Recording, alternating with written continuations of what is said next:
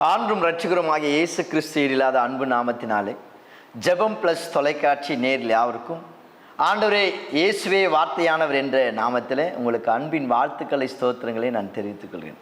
கர்த்தருடைய பெரிதான கிருபையினாலே ஆண்டவராகிய இயேசு கிறிஸ்து உயிர்த்தெழுந்த ரட்சிப்பின் வாழ்த்துக்களை நான் உங்களுக்கு ஒரு விஷயம் கூட மீண்டும் ஒரு விஷயம் தெரிவித்துக் கொள்கிறேன்.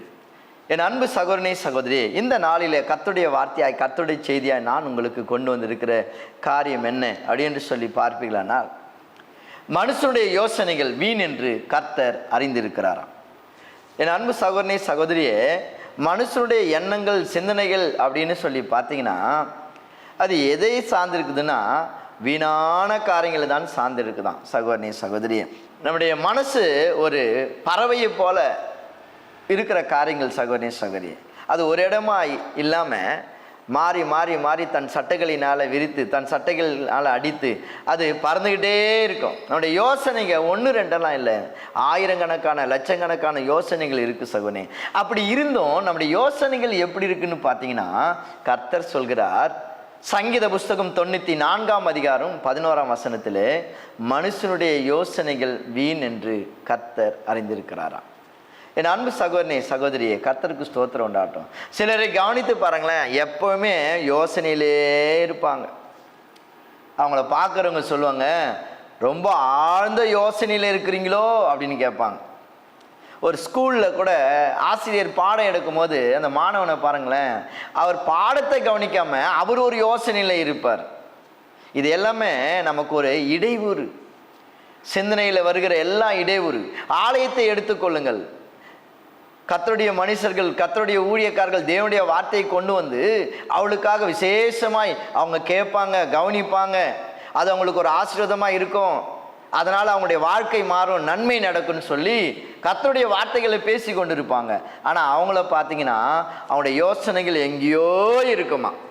பார்த்தீங்களா சகோதரி சகோதரியே, இப்படி மனுஷனுடைய யோசனைகள் எல்லாமே பார்த்தீங்கன்னா வீணற்றதாய் இருக்கிறது. என் அன்பு சகோதரனே சகோதரியே, கர்த்தருக்கு ஸ்தோத்திரம். வேதத்தை கவனித்து பாருங்கள். அப்போஸ்தலனாகிய பவுல் ரோமர் எழுதின நிருபத்தில் அவர் எழுதும் போது இவ்விதமாய் எழுதியிருக்கிறார். ரோமர் 1:21 கவனித்து பாருங்கள். அவர்கள் அவரை தேவன் என்று அறிந்தும் தேவன் என்று மகிமைப்படுத்தாமலும் ஸ்தோத்திரமால் சிந்தனையினாலே வீணராயிட்டாங்களாம். அப்போ மனுஷனிடத்தில் இருக்கிற சிந்தனை நம்மளை வீணாக்குறதுக்கு தான் இருக்குதே தவிர நம்மளை ஒரு நல்ல வழியில் கொண்டு போவதுக்கோ அல்லது ஒரு ஆசீர்வாதமான வழியில் கொண்டு போவதுக்கோ அல்லது ஒரு உயர்ந்த ஸ்தானத்தில் கொண்டு போவதுக்கோ நம்முடைய சிந்தனைகளில் சகோதரனே சகோதரியே, ஒரு பழமொழி ஒன்று சகோதரனே சகோதரியே, நினைப்பு தான் பிழைப்பை கெடுக்கும் என்று ஒரு பழமொழி இருக்குது. ஏதாவது ஒன்று நினச்சிக்கின்னு நம்ம இப்படி ஆயிடலாம் அப்படி ஆயிடலான்னு கற்பனை. அதான் இந்த யோசனைக்கு இன்னொரு பேர் என்ன, இன்னும் பொருள்னா கற்பனை. கற்பனையிலே வாழ்ந்து கொண்டு இருக்கிற மனிதர்கள் இருக்கிறாங்க. அன்பு சகோதரி சகோதரியே, இந்த தேவ செய்தியை கேட்டுக்கொண்டு இருக்கிற என் அன்பு ஆவிக்குரிய தகப்பனே, என் தாயே, என் சகோதரி சகோதரியே, ஆண்டவர் இன்னைக்கு உங்களுக்கு ஒரு வார்த்தையை கொடுக்கிறார். அந்த வார்த்தை என்ன என்று சொல்லி பார்ப்பீங்கன்னா, உங்களுடைய சிந்தனையினாலே நீங்கள் வீணாயிடாதீங்க, சிந்தனையினாலே நீங்கள் விழுந்து போயிடாதீங்க, உங்களுடைய யோசனைகளினாலே நீங்கள் விழுந்து போயிடாதீங்க. சகோதரனே சகோதரியே, மனுஷனுடைய யோசனைக்கும் ஆண்டவருடைய யோசனைக்கும் ஆயிரம் வித்தியாசங்கள் உண்டு. வேதத்தை பாருங்கள். ஏசாயா தீர்க்கதரிசி 55:8 இப்படி எழுதியிருக்கிறது, உன் நினைவுகள் என் நினைவுகள் அல்ல, உன் வழிகள் என் வழிகள் அல்ல, வானத்துக்கும் பூமிக்கும் எவ்வளவு உயரம் இருக்கிறதோ அவ்வளவு உன்னுடைய சிந்தனையும் என்னுடைய சிந்தனையும், உன்னுடைய யோசனையும் என்னுடைய யோசனையும் ஆண்டவருக்கு தூரமாக இருக்குதான். என் அன்பு சகோதரனே சகோதரியே, ஆண்டவரை மாதிரியே நம்ம சிந்திப்போனா, ஆண்டவரை மாதிரியே நம்ம யோசிப்போனா நம்ம இடரவே மாட்டோமே. இன்னைக்கு நம்ம யோசிச்சு வச்சிருக்கிற காரியம் நடக்கல. அதுக்கு காரணம் என்ன? உங்களுடைய யோசனைகள் வீண், உங்களுடைய யோசனைகள் தவறு. ஆனால் உணர மாட்டோம், திரும்ப அதே இடத்துல தான் போய் நிற்கிறோம், திரும்ப அதே யோசனைக்குள்ளே தான் போய் நிற்கிறோம். என் அன்பு சகோதரனே சகோதரியே, பிரசங்கின் புஸ்தகம் 2:21 என்ற வசனத்தை கவனித்து பாருங்கள். சாலமோன் என்கிற ஞானி தன் பிரசங்கி என்கிற புத்தகத்தை எழுதும்போது எழுதுகிறார், புத்தி யுத்தி நிதானம் இந்த நிதானம் என்கிற இடத்துல தான் நம் யோசனையே இருக்குது சகோதரனே சகோதரி. ஒரு காரியத்தை நாம் எப்படி செய்யணும் என்பதை யோசிக்கிறோம்ல, அந்த யோசனை தான் மனிதனுக்கு வீணா இருக்கிறது. ஒரு காரியத்தை சொல்கிறேன், கவனிங்கள் என் அன்பு கர்த்தருக்கு பிரியமான தேவ ஜனங்களே. எஸ்தரின் புஸ்தகம் 6ஆம் அதிகாரம் 6லிருந்து 8 வரைக்கும் கவனித்து பாருங்க. எல்லாருக்கும் தெரிந்த ஒரு பகுதி. இங்கே ஆமான் மொர்தெகாய் என்று 2 மனிதர்கள் இருக்கிறாங்க. இந்த ஆமான் யூதர்களுக்கெல்லாம் சத்ருவாய் இருக்கிற ஒரு மனிதன். இவன் எப்படியாச்சும் இந்த மொர்தெகாய் என்கிற யூத குலத்தை சேர்ந்திருக்கிற இந்த மனிதனை அழிக்க வேண்டும், அவனை கொல்ல வேண்டும் என்று சொல்லி அவனுக்காகவே ஒரு சில பல திட்டங்களை தீட்டி ராஜாவினிடத்தில் போய் அதை சொல்லி, ஆகாஸ் வேறு என்கிற ராஜாவினிடத்தில் போய் சொல்லி அந்த ராஜாவின் நிமித்தம் இந்த மொர்தெகாயை தூக்கில் இடணும்னு சொல்லி 50 முழம் தூக்கு கயிறை ஆயத்தம் பண்ணின மனுஷன் இவன். இது இந்த தேவ செய்திக்கு ரொம்ப உகந்தது என் சகோதரனே சகோதரியே. ராஜா கூப்பிடுகிறார், இந்த ஆமான் போய் நிற்கிறார். ராஜா அவரை பார்த்து என்ன கேட்டா தெரியுமா? எஸ்தரின் புஸ்தகம் 6ஆம் அதிகாரம் 6லிருந்து 8 வரைக்கும். ராஜா கனம் பண்ணுகிற ஒரு மனுஷன் எவ்விதமா இருக்கணும், நீ சொல் ஆமானே என்று சொல்லி கேட்டதும் இந்த ஆமானுடைய யோசனையை பாருங்க, ஆமானுடைய சிந்தனையை பாருங்க. ராஜா என்னை தவிர வேற யாரை உயர்த்த போகிறார் அப்படின்னு சொல்லிட்டு அவன் அந்த ராஜா கிட்ட என்னன்னா சொல்றான் தெரியுமா? ராஜாவே, உம்முடைய வஸ்திரத்தை போலவே நீ உயர்த்த போகிற மனுஷனுக்கு வஸ்திரம் கொடுக்கணும். நீர் எப்படி இந்த ஊரை சுற்றி வரும் பொழுது ஒரு குதிரையை பயன்படுத்துறீங்களோ, ராஜா ஏறின குதிரையை போலவே அந்த மனுஷனுக்கு குதிரையை கொடுக்கணும். உங்களுடைய கரங்களில் இருக்கிற மோதிரத்தை போல அவனுக்கு அந்த மோதிரம் போடணும். ஆக மொத்தம் ராஜாவை போலவே இருக்கணும், ராஜா கனம் பண்ணுகிற மனுஷன் என்று சொன்னான். என் அன்பு சகோதரனே சகோதரியே, அவன் என்னத்தை பாருங்க, வேதம் சொல்லுது எஸ்தர் புஸ்தகம் 6ஆம் அதிகாரம் 8ஆம் வசனத்துல, ராஜா என்னதான் உயர்த்த போகிறார் என்று சொல்லி என்னை தவிர வேற யாரை உயர்த்த போறான் அவனுடைய யோசனை. வேதம் சொல்கிறது மனுஷனுடைய யோசனைகள் வீண் என்று கர்த்தர் அறிந்திருக்கிறாராம். அங்க என்ன நடந்தது சகோதரனே சகோதரியே? எஸ்தர் புஸ்தகம் 6ஆம் அதிகாரம் 10ஆம் வசனத்தை கவனித்து பாருங்கள். ராஜா எல்லாத்தையும் கேட்டுட்டு ஆமானை பார்த்து சொல்கிறார், அரண்மனை வாசல் முற்றத்தில் இருக்கிற மொர்தெகாய்க்கு நீ என்னெல்லாம் சொன்னியோ அதெல்லாம் போய் செய் என்று சொன்னார்.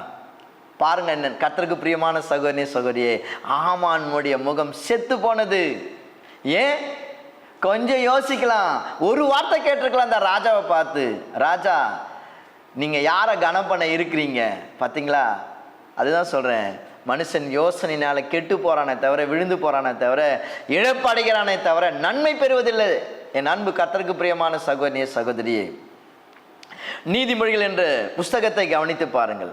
19ஆம் அதிகாரம் 21ஆம் வசனம் சொல்கிறது, மனுஷனுடைய எண்ணங்கள் அநேகமாய் இருக்குமா, ஆனாலும் கர்த்தருடைய ஆலோசனையை நிலை நிற்கும். கர்த்தருடைய ஆலோசனையை நிலை நிற்கும். இன்னைக்கு நீங்க கர்த்தருடைய ஆலோசனைக்குள்ள இருந்தீங்கன்னா நீங்க கர்த்தருக்குள்ள நிலைத்து இருக்கிறீங்க, நீங்க விழுந்து போக மாட்டீங்க. உங்களுக்கு இழப்பு இல்லை, தோல்வி இல்லை, ஏமாற்றம் இல்லை. ஏன்னா கர்த்தருடைய யோசனையும் உங்களுடைய யோசனையும் ஒன்றாய் இருக்குது. எப்படி 1 கொரிந்தியர் 6ஆம் அதிகாரம் 17ஆம் வசனம் சொல்கிறது, கர்த்தரோடு இசைந்து இருக்கிறவன் ஒரே ஆவியாய் இருக்கிறானா. கர்த்தரோடு இசைந்து இருக்கிறவன், கர்த்தருடைய ஆவியோடு இசைந்து இருக்கிறவன், பரிசுத்த ஆவியோடு இசைந்து இருக்கிறவன் கர்த்தரோடவே இணைந்து இருக்கிறானாம். என் தேவ ஜனங்களே, இன்னைக்கு உங்களுடைய சிந்தனைகள்னால நீங்க விழுந்து போனது போதும், பணம் காசு நஷ்டம் அடைந்தது போதும். இன்னும் எத்தனை காலத்துக்கு நீங்க இப்படி செய்வீங்க? எரேமியா தீர்க்க தரிசன புஸ்தகத்தை பாருங்கள். 23:20 என்ற வசனம் சொல்கிறது. எரேமியா தீர்க்கதரிசி சொல்கிறார், கர்த்தருடைய இருதயத்தின் எண்ணங்கள் நிறைவேறும் மட்டும் அவருடைய கோபம் நம்மேல் இருக்கும், கடைசி நாட்களிலே நீங்கள் அதை காண்பீர்கள் என்று எழுதியிருக்கிறது. பெரிய கோடீஸ்வரனா இருக்கலாம் நீங்க. இந்த தேவ செய்தியை கேட்டுக்கொண்ட என் அன்பு சகோதரனே சகோதரியே, எனக்கு 10 லட்சம் செலவெல்லாம் ஒன்றும் இல்லை, 10 லட்சம் எனக்கு இழப்பெல்லாம் ஒன்றே இல்லை அப்படின்னு சொல்லிட்டு வேற ஒரு பிஸ்னஸ் செய்யலாம், வேற ஒரு காரியங்களை செய்யலாம். நீங்கள் இப்படி பல காரியங்களை செய்து செய்து உங்களுடைய பணங்கள் வீணாய் போகும், உங்களுடைய நாட்கள் வீணாய் போகும். அதுக்கு பதிலாக வெறும் 10,000 வச்சுக்கிட்டு ஆண்டுடைய யோசனையை கேட்டு நீங்கள் ஒரு காரியத்தை செய்வீர்களானால் அந்த 10 லட்சம், அந்த 10,000 10 லட்சம் ஆகும். 10 லட்சம் கோடிகளை கொண்டு சேர்க்கும் சகோதரனே சகோதரியே. அதற்கு காரணம் என்ன? உன்னுடைய யோசனைகள் கர்த்தரோடு கூட இருக்கட்டும். உன்னுடைய யோசனை கர்த்தருடையதாக இருக்கட்டும். இன்னொரு உதாரணமான காரியங்களை சொல்கிறேன். ரூத் சரித்திரம் 3ஆம் அதிகாரம் 3-4 என்ற வசனத்தை கவனித்து பாருங்கள். எப்படியாச்சும் தன்னுடைய மருமகளுக்கு மாமியாராக இருக்கிறவங்க இந்த நகோமி யோசிக்கிறாங்க, என் மருமகளாக இருக்கிற ரூத்துக்கு எப்படியாச்சும் ஒரு நல்ல வாழ்க்கை அமையணும். அந்த தேசத்தில் அந்த ஊரில் இருந்த நீதிமான், உத்தமன், பணக்காரன், ஐஸ்வர்யவான் யார் என்று சொல்லி பார்ப்பீங்களானால் போவாஸ் என்கிற ஒரு தேவ மனுஷன் இருந்தார். இந்த மாமியாருடைய எண்ணத்தை பாருங்க, மாமியாருடைய யோசனையை பாருங்க, வீணா இருக்கிறதை கவனித்து பாருங்க. அங்க வேதம் சொல்கிறது, இந்த எஸ்தர் புஸ்தகம் 3ஆம் அதிகாரம் 3-4, என் அன்பு சகோதரனே சகோதரியே, என் மருமகளே, இந்த போவாஸ் புசித்து குடித்து இருக்கிற வரைக்கும் அவன் வீட்டு அறைக்குள்ள போய் நீ மறைந்திரு. அவன் குடித்த பிறகு, புசித்த பிறகு அவன் உறங்குகிற வேளையில அவன் கட்டில் அறைக்கிட்ட போ. நீ போய் அவன் படுத்திருக்கிற படுக்க அறையில நீயும் போய் படுத்துரு. விடியும் போது உனக்கு ஒரு நல்ல வாழ்வு வரும். அல்லேலூயா. என் அன்பு கர்த்தருக்கு பிரியமான சகோதரனே சகோதரியே, இதுதான் மனுஷனுடைய யோசனை வீண். ஆனால் இந்த நகோமியுடைய எண்ணமோ சிந்தனையோ தேவன் பலிக்க செய்யலையே.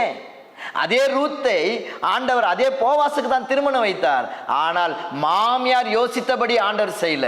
கர்த்தருடைய சித்தம், கர்த்தருடைய திட்டம் அதன்படியே நடந்தது.